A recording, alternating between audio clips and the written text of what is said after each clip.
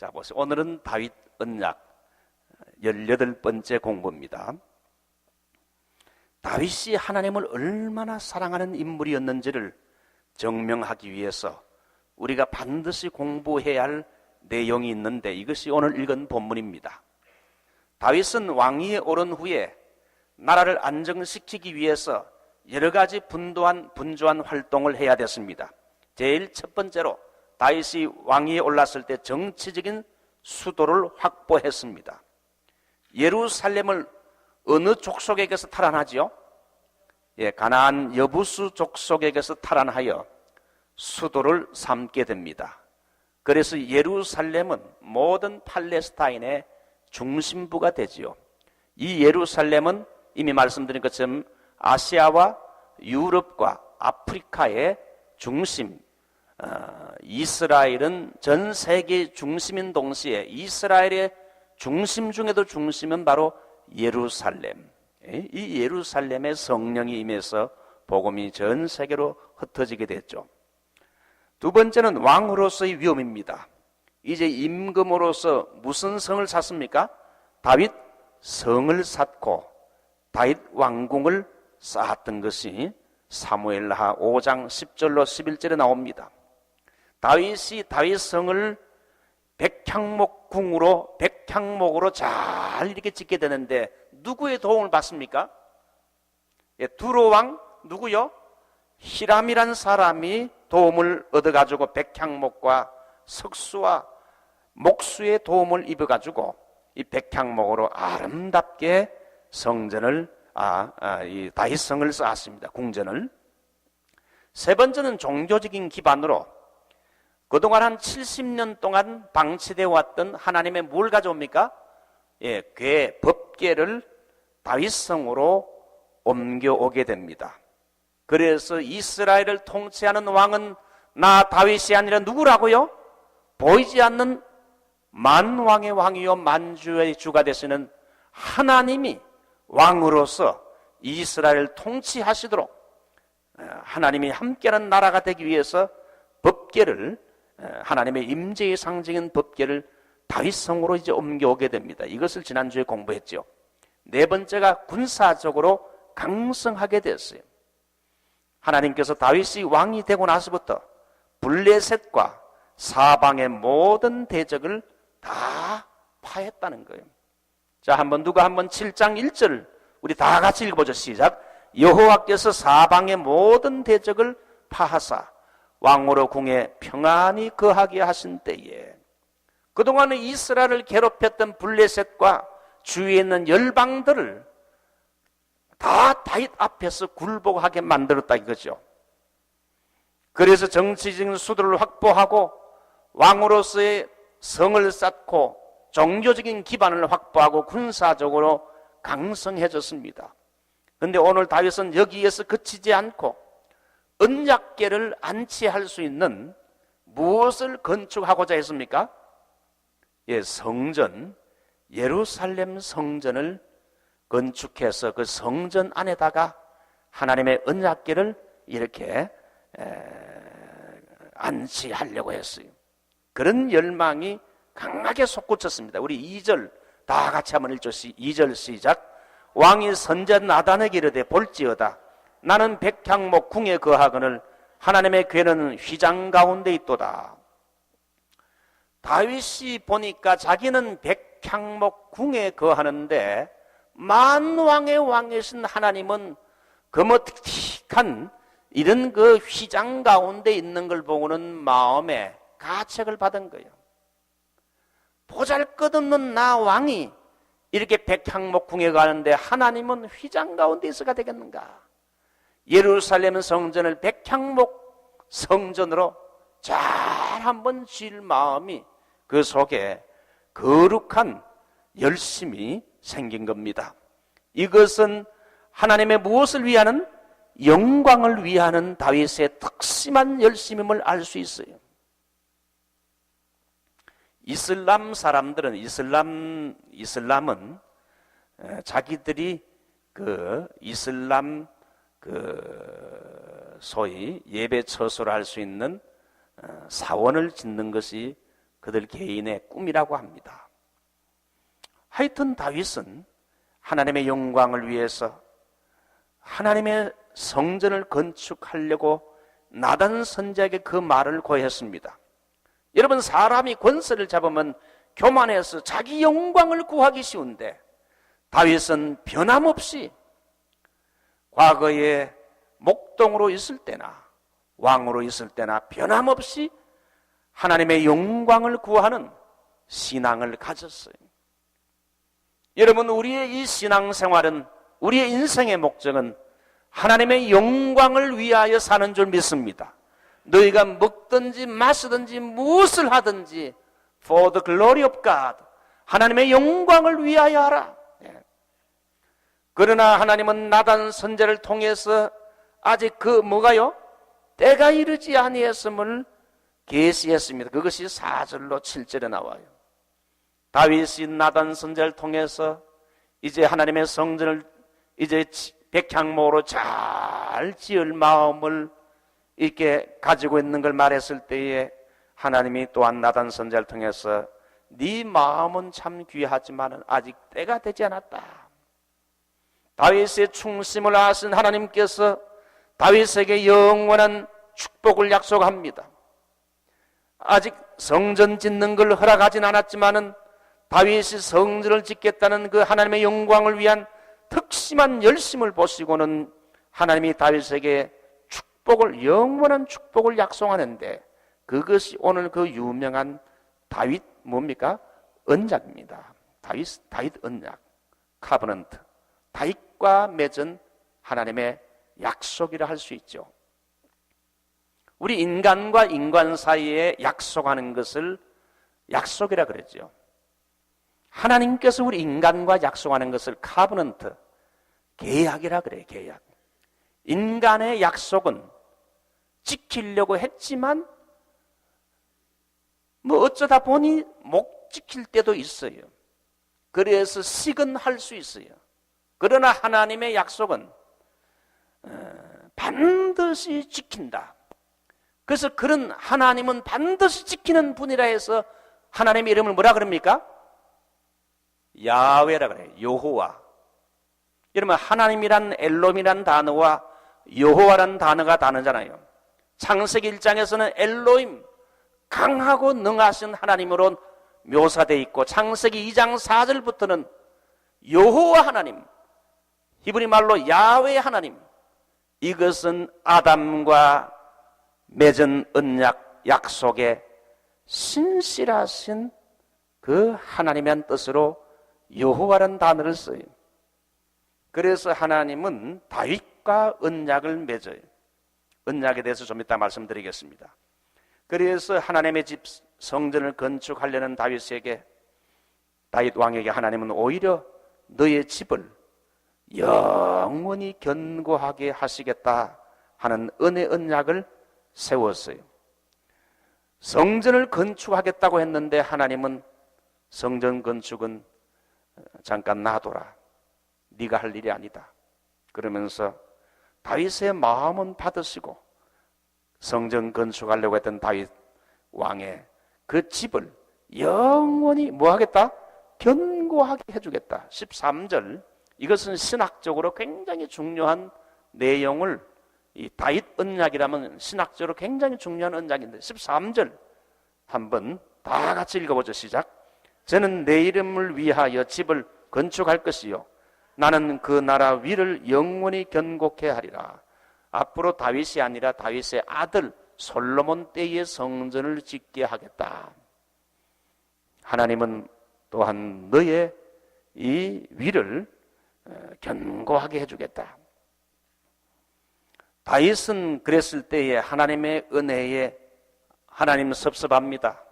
나는 그래도 하나님을 위해서 백향목으로 이렇게 성전을 지으려고 했는데 하나님은 제가 지으려는 이 마음을 받아주지 않다니요. 섭섭합니다. 그렇게 하지 않았어요. 다윗은 하나님의 은혜에 감사하면서 아멘으로 그 언약을 받아들입니다. 21절 보십시오. 21절, 주의 말씀을 인하여 주의 뜻대로 이 모든 큰 일을 행하사 주의 종에게 알게 하셨나이다. 20절 하반절, 주여 여호와는 종을 아시오니 다윗이 다시 주께 무슨 말씀을 하오리까? 주의 말씀을 인하여 주의 뜻대로 이 모든 큰 일을 이루어지기를 원합니다. 우리 찬송 한 장 부르보죠. 이 87장, 이거 87장. 나의 반석이신 하나님. 이게 바로 이 내용에서 나온 게 아닌가 생각합니다.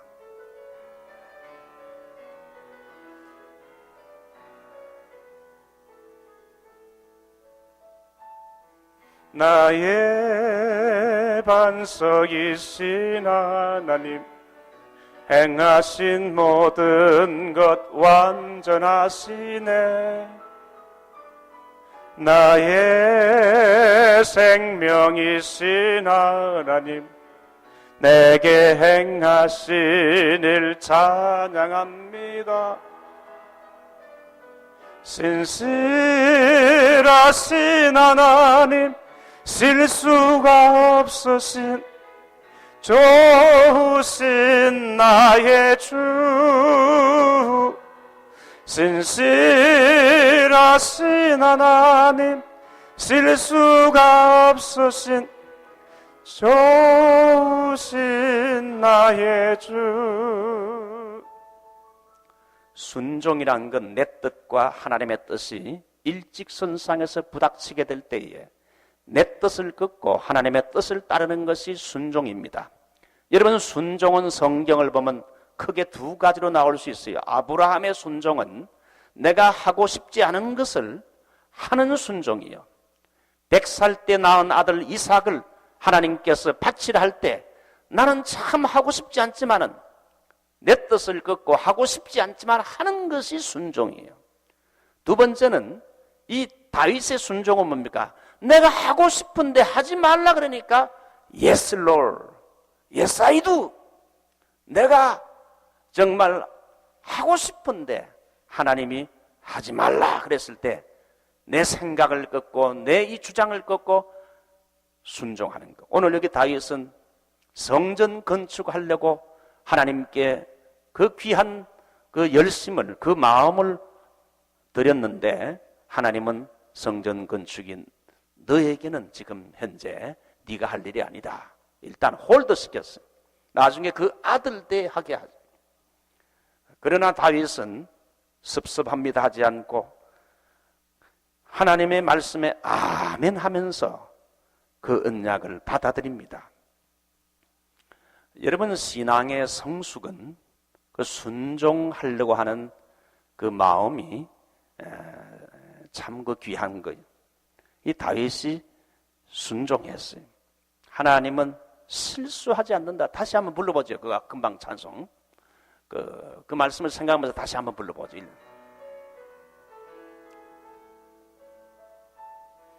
나의 반석이신 하나님, 행하신 모든 것 완전하시네.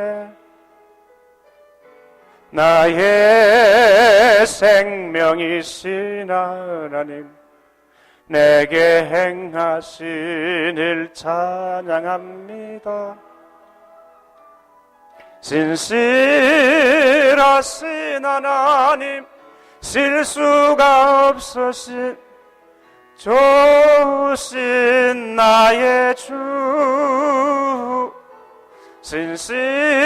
신실하신 하나님, 실수가 없으신 좋으신 나의 주.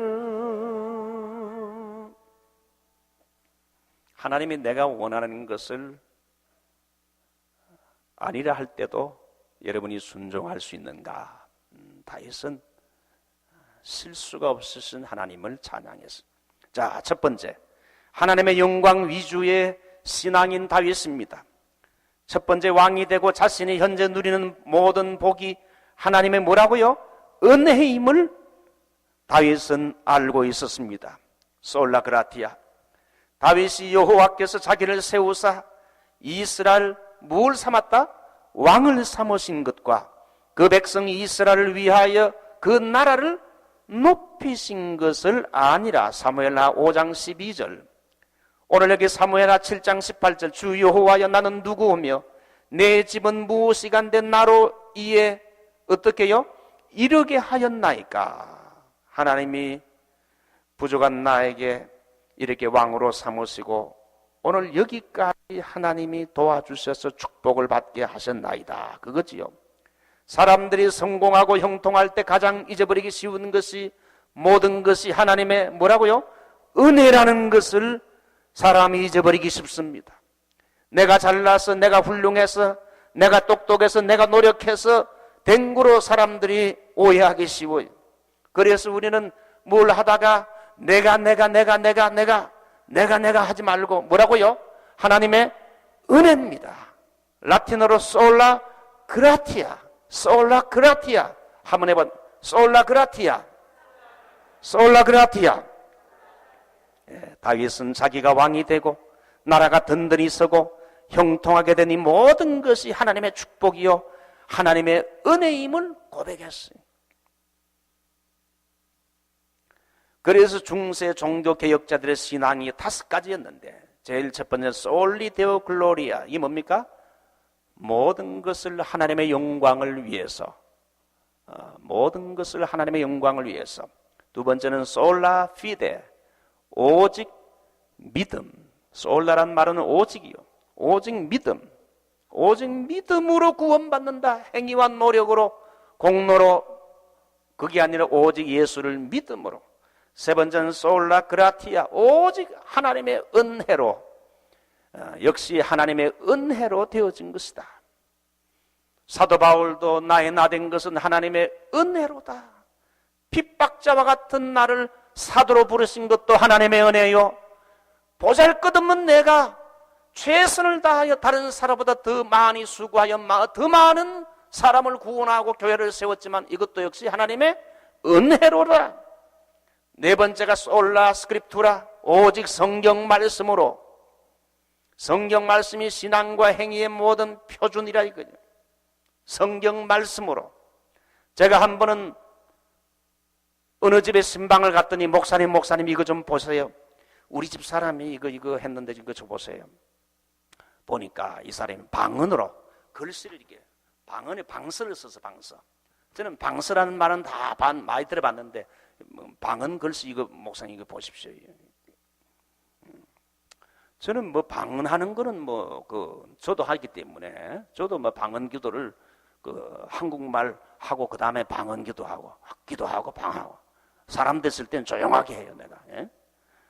방언을 다 인정하지만 방언으로 쓰는 거는 나 그런 말은 들어봤는데 그걸 못 봤. 율동을 하는 분인데 말이죠. 이분이 그거 하고 있는. 그래서 내가 그거 참 특이하구나. 그렇지만은 성경에는 없잖아 방서란 게. 그렇군요. 그러고 말았어요. 성경에 없는 거는 강조할 필요 없어요. 우리 개혁주의 신앙이 뭡니까? 리폼드 페이스가 뭡니까? 성경 말씀이 가라는 데까지 가고 서라는 데까지 서면 돼요. 성경대로 믿으면 돼. 그럴 수도 있다. 그런 생각이에요. 그거 부인하지는 않아요. 그럴 수도 있겠다. 다섯 번째, 꼬람데오. 꼬람데오는 in the presence of God. 하나님 앞에서, 늘 하나님의 면전 앞에서 사는 이런 삶입니다. 요셉이 보디발의 처가 유혹하자 내가 어찌 하나님 앞에서 이 큰 악을 행하여, 늘 하나님이 God is watching you, 하나님이 당신을 보고 계신다는 그 면전의식을 가지고 살았어요. 자, 한번 따라해 볼까요? 솔리 데오 글로리아, 솔라 피데, 솔라 그라티아, 솔라 스크립투라, 꼬람 데오. 이용문 권사님 할 수 있겠죠? 5가지 이거 외우셔야 돼. 이거 외워야 돼. 자, 그래서 이 다윗의 신앙이 뭡니까? 솔라 그라티아. 내가 아니라 not I but Christ. 내가 아니라 주님께서 하셨습니다. 내가 아니라 주님께서 하셨습니다. 주님의 은혜입니다. 저도 교회 건축을 여러 번 해봤잖아요. 목사가 교회 한번 건축하려면 정말 힘이 들어요. 교회 건축을 해놓고 나게 되면 어떤 생각이 드는가? 참 내가 좀 수고했구나. 그런 생각이 드는데 하나님의 은혜로다. 솔라그라티아. 솔라그라티아. 목회자들이 교인이 많아지고 교회가 부흥하게 되면 내 설교가 훌륭해서 내가 똑똑해서 이렇게 되는구나. 아니요. 하나님의 은혜인 줄 믿습니다. 여러분이 사업에 성공을 하여 하나님이 물질을 주시고 건강을 주시고 또 아이들이 다 좋은 대학을 졸업하고 훌륭하게 잘 되게 되면 은근히 내 마음속에 내가 잘나서 내가 훌륭해서 아니라 항상 우리 입에는 뭐가 나와야 됩니까? 하나님의 은혜입니다. 목사님 제가 조금 합니다. 그런 말 하면 안 돼. 목사님 하나님의 은혜입니다. 따라서 하나님의 은혜입니다. 우리 옆 사람에게 보자. 하나님의 은혜입니다. 하나님의 은혜입니다. 다윗이 그랬어요. 내가 왕이 된 것, 하나님이 나를 이렇게 높여주신 것, 나라가 견고하게 된 것, 하나님의 은혜입니다. 하나님의 은혜입니다. 자랑하지 않게 함이요 하나님 은혜로. 하나님의 은혜요. 은혜. 하나님의 은혜. 자, 두 번째, 변함없이 신령한 일에 관심을 가졌다. 이 다윗의 훌륭한 점은 변함없이 신령한 일에 관심. 다윗은 국방이 튼튼해지고 사방의 대적이 다 파하고 자기 이름이 온 천하에 퍼지게 되었습니다. 대개 이렇게 되면 사람은 두 가지 유혹에 빠집니다. 제일 먼저는 자기 자만. 내가 훌륭해서 자기 자만, 자기 교만에 빠지기 쉽죠. 은근히 자기를 이렇게 자랑하지요. 두 번째는 세상을 가까이 하기 쉬워요. 성공하게 되면 뭔가 이제 좀 성공했으니까 뭐 좀 재밌는 거, 즐거운 없는 게 없는가, 좀 뻔한 게 없는가.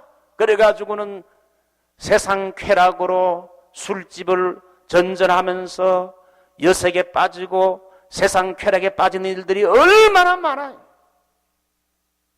제가 아는 어떤 분은 사업에 크게 성공했어요. 이 코스코 같은 거 2배나 큰 사업을 옷장사를 해서 성공했어요. 이분이 기도원에서 제가 그때 강사가 돼가지고 말씀을 증거하는데 그 장로님이 그 집회를 주관하는 분이에요. 나와서 간증해. 하나님이 나를 엄청나게 축복을 해가지고 이 사람이 1년에 헌금을 120만 불을 하나님께 11조와 선경금 포함해서 120만 불을 했대요. 여러분 우리 교회 1년 예산이 얼마죠? 50만 불도 안 되잖아요. 50만 불도 안 되는데 한 사람이 그냥 120만 불을 이렇게 했으니까, 그러니까 얼마나 그 마음속에 자만심이 생길 만도 하잖아요. 내가 뭐 이 교회 헌금을 다 하는구만, 1년 헌금을 다 하는구만, 그렇게 생각이 쉽잖아요. 그런데 모든 게 다 잘 되니까 이 사람이 장로인데도 가디나의 술집을 전전하면서 몰래 이렇게 술도 마시면서 그렇게 했다는 것. 하나님이 나중에 물질을 많이 가져가게 해요. 나중에 그래도 좀 남았는 거, 그때부터 정신을 차려가지고 이분이 선교에 주력하고 하나님의 일에 전심하는 걸 제가 봤어요. 회개하면서. 사람이 성공하면요, 나는 안 그럴 것 같아도 은근히 자만해집니다. 자꾸 이제 세상 쾌락에 빠지기 쉽다는 것. 근데 다윗은 그렇지 않았어요. 훌륭한 점은 다윗은 형통하며 아름다운 궁전에 살면서도 하나님의 일과 하나님에 대한 관심이 과거나 지금이나 변함이 없었다는 거예요. 제일 첫 번째는 좋은 영적인 친구를 가까이 했습니다. 2절 보십시오. 2절.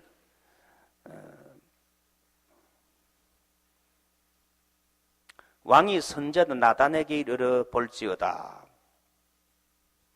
다윗은 나단 선지자, 좋은 영적인 친구, 지도자를 가까이 했어요. 우리 주위에 좋은 신앙적인 친구나 중보 기도자나 영적인 지도자와 가까이 좋은 관계를 맺는 것이 중요합니다. 두 번째, 하나님의 영광을 구하는 뜨거운 열심이 있었어요. 나는 백향목국에 거하는데 하나님의 교회는 휘장 가운데 있구나. 지속적인 경건 생활을 했어요. 세 번째, 18절 보면 왕이 되어 승승장구할 때도 여호와 앞에 들어가 앉아서 그는 과거처럼 하나님 앞에 나아가서 엎드려 기도하는 삶을, 경건 생활을 게을리 하지 않았다는 거예요.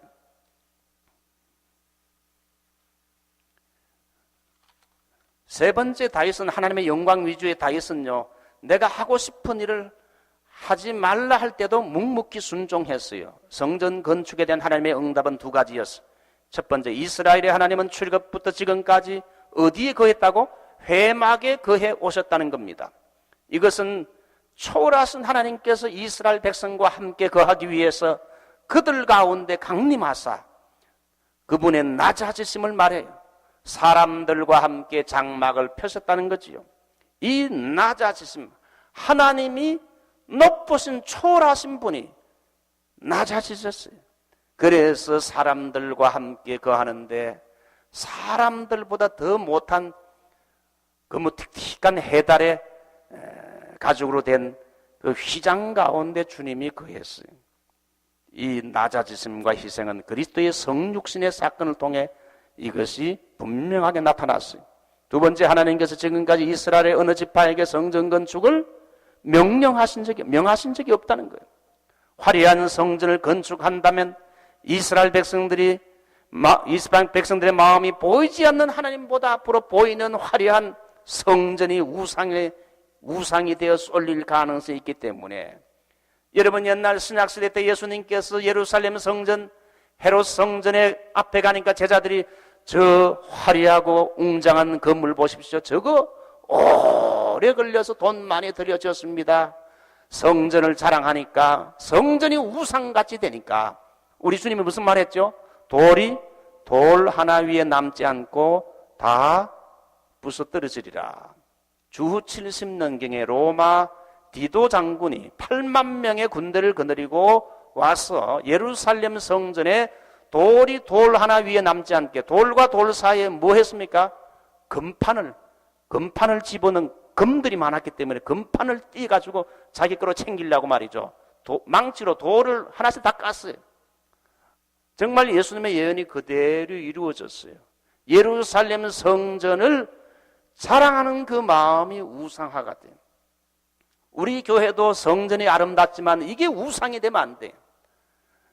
성전보다 더 중요한 게 뭐죠? 성전보다 더 크신 하나님. 그래서 이 이스라엘 백성들에게 성전 건축을 명하지 않았다. 왜? 아직까지 때가 안 됐다. 왜? 이스라엘 백성들이 하나님을 바로 알고 이방인들의 종교 사상으로부터 완전히 자유롭게 될 때 이 성전 건축이 이루어져야 되기 때문에, 그러나 하나님은 다윗의 특심없인 어린 계획을 일단 보류시켰어요. 그러나 그 마음은 받았어요.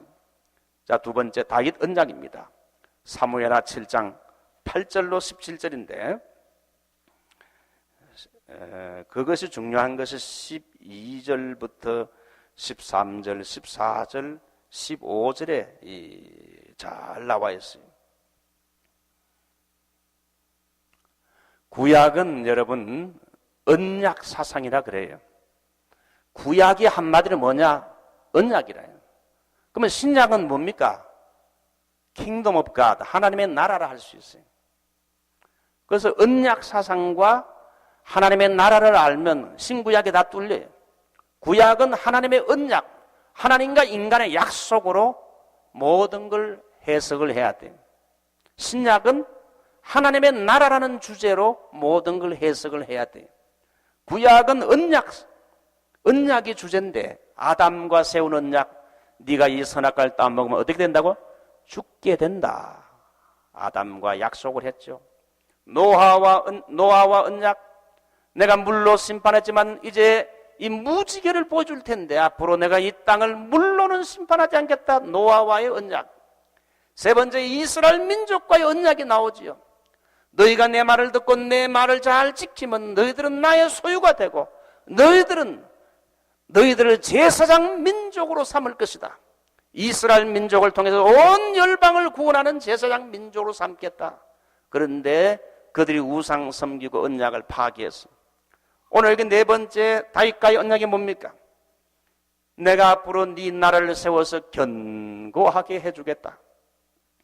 이 다윗 언약의 뒤에는요, 사실 나중에 솔로몬이 우상 숭배하게 되면서 나라가 분열이 됐죠. 북쪽 이스라엘과 남쪽 유다로 분열되면서 400년 후에는 로마에게 망했죠. 자, 이게 보세요.